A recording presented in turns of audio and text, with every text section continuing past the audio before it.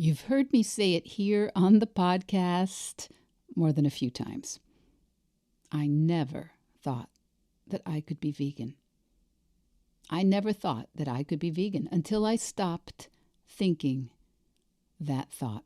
Until I stopped thinking and practicing and repeating in my head that I could never be vegan. Until I allowed myself to think that I could be vegan sometimes, in some circumstances, on some occasions. Until I stopped thinking that the choice was perfect vegan or what? What is the opposite of perfect vegan? What is a perfect vegan? I'm not a perfect anything. And maybe it's not all or nothing. What if instead of all or nothing, we could just try on all or something?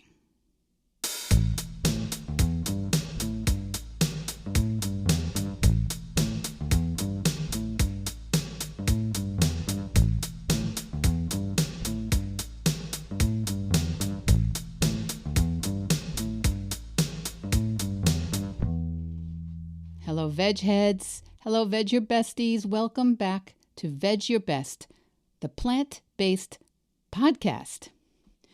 My name is still Michele Olander, and I'm still a certified life coach. I'm a practicing vegan, and I'm here every single week to encourage you to eat more plants and to set an impossible goal, whatever that is for you.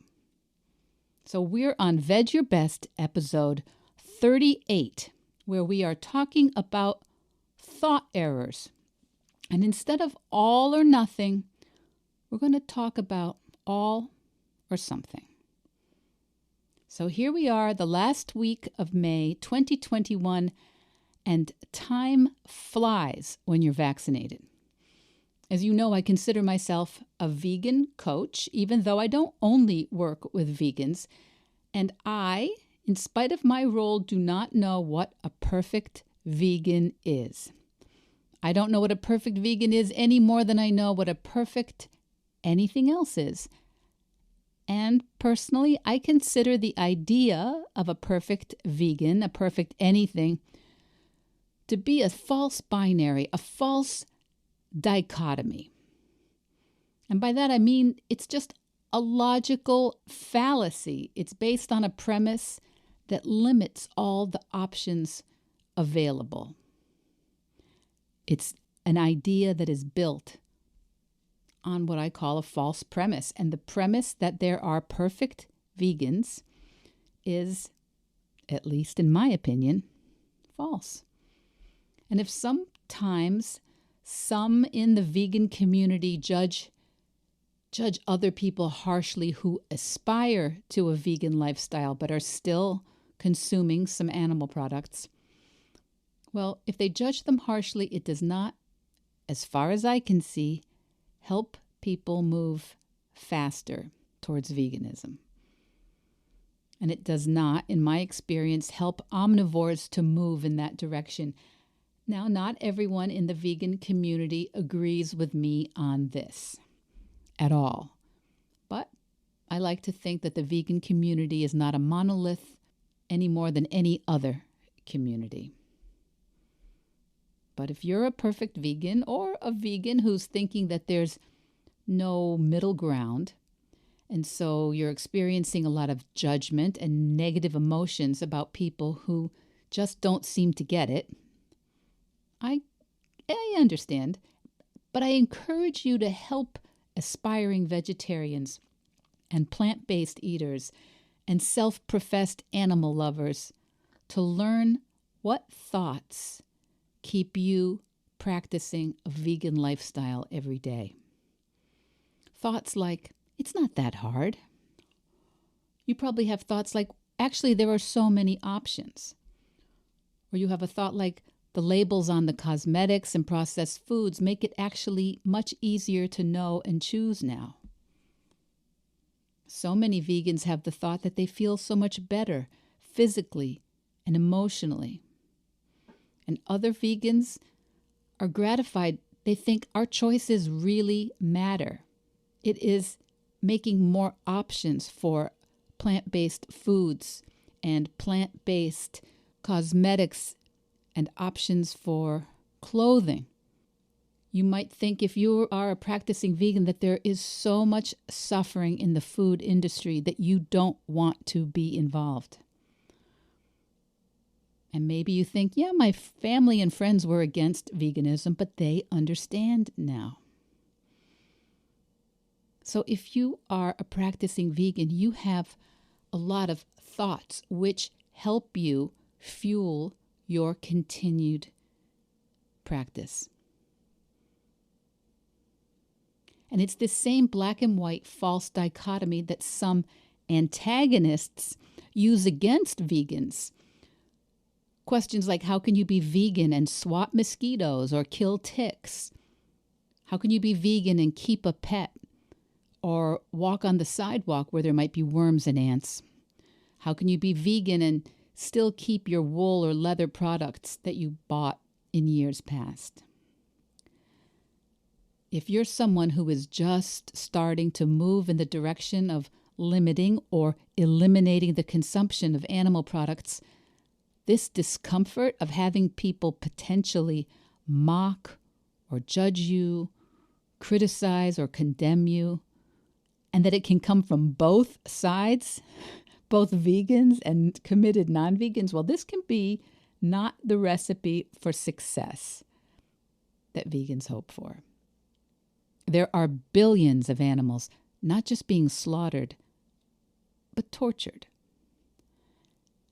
And the level of cruelty in the system is very hard, I would say almost impossible to really see from an emotional and psychological standpoint until you have the thought, the belief that you could actually opt out of it. As long as you don't believe it's really possible to practice a vegan lifestyle, it will be very difficult to override the cognitive dissonance. I was unable to really see it as something I could do anything about for many, many years. Decades. And maybe that's why I can do this job. Why I can get so excited about talking to people who are not vegan or vegetarian or plant-based, but who are curious about it. If you want to start limiting or eliminating the consumption of animal products, I want to help you any way I can. And if you're already vegan, I want to help you make your next amazing transformation. Because for me, coaching has been the path to so much excitement. I had a very nice life for many years, some rough patches, but overall, an immensely healthy, happy life filled with loving relationships. And sometimes I made that mean that it was wrong for me to ask for more or to want anything else. I made it mean that if I took on a big goal or tried to do something different or difficult or exciting, it would upset the apple cart and ruin everything. All or nothing thinking. I really thought that. I thought that starting a business or writing a book or becoming a busy coach and podcaster, that it would mess up my marriage, that it would seem ungrateful, that people would make fun of me. And okay, yes, they did. They do, and they probably always will make fun of me a little.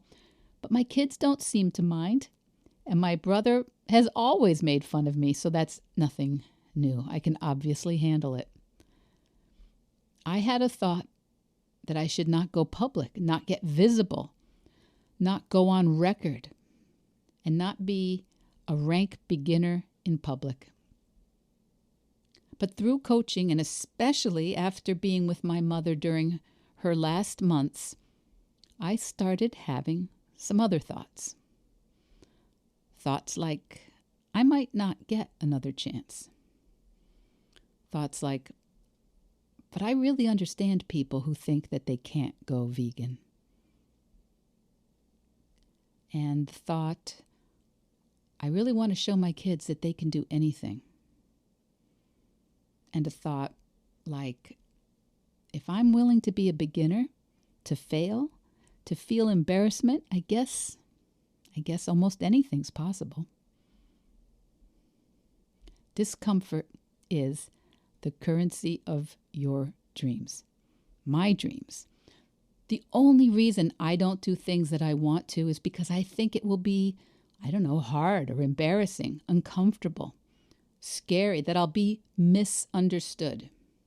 And when I have those thoughts, they keep me in hiding. Where do those sorts of thoughts and feelings keep you in hiding?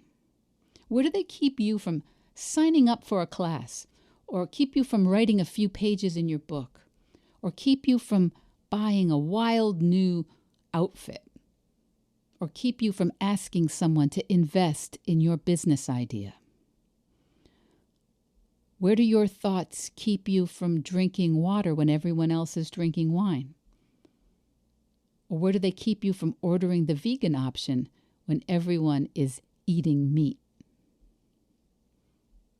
Where are you right now not doing something you want to because you have a thought that you'll be criticized, or that you'll feel unsure or do a bad job?